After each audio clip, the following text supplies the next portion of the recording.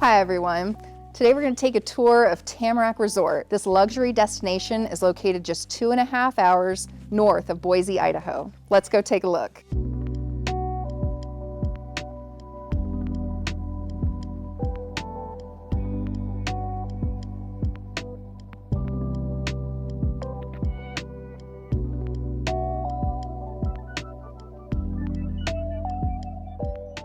Spanning over 3,600 acres, Tamarack offers a wide variety of activities as an all-season resort. If you're looking to purchase here, you can start off with a studio condo at $400,000, and it goes all the way up to a ski-in, ski-out estate home priced over $6 million.